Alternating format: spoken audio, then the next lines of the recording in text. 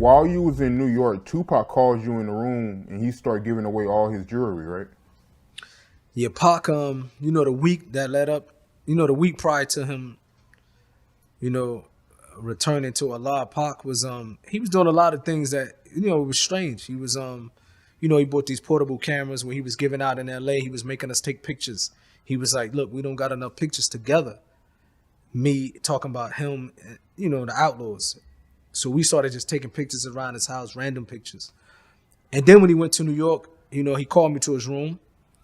And I think to one of the reasons I believe he done that, because Pac had a military mindset where he believed to reward soldiers. He had that mindset. If a soldier is doing something, they should be rewarded accordingly. And before that, when we first walked into New York, I remember it was a tense situation. We was in Pac hotel room, like the day before he called me to his room to get the jewelry. We was in his room, and I was at the window. And for 30 minutes straight, I wasn't talking. I'm just looking down. And I think it shocked. Pac was like, what is this? Like, Pac looked at me like, what are you doing over there? Like, it's strange. You're just staring. You ain't saying nothing. And so Pac walked over to me. And he was like, what are you doing? I was like, look, you see the reflection on that car? It was a taxi park. I said, I'm watching everybody that walk in this hotel.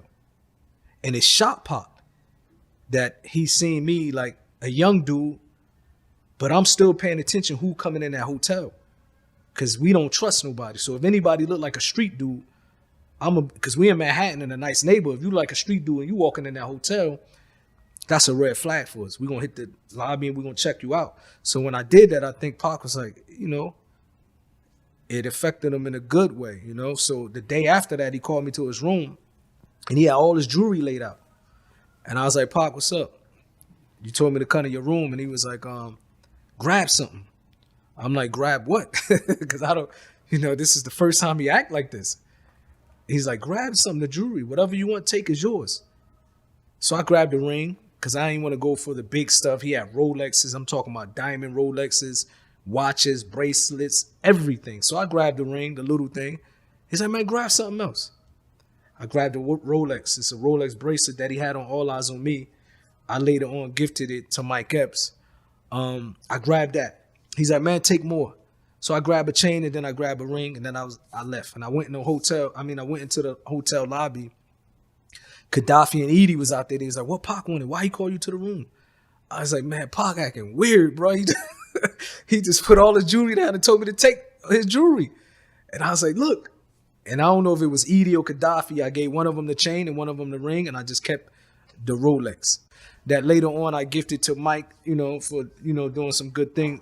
He did something for me, and I wanted to thank him. And, he got the Rolex watch. It's the Rolex that, the bracelet, the one that Pac had on the All Eyes on Me album cover, And that was days before the Vegas incident, right? Yeah, it was days before the Vegas incident. That's why it was strange, because before the jewelry incident, he made us walk around, take pictures. He's like, we just don't have enough. We need pictures for memories. We don't have enough pictures with each other. And then he gave away his jewelry. A couple days later, he passed away. A couple days later was the Vegas incident.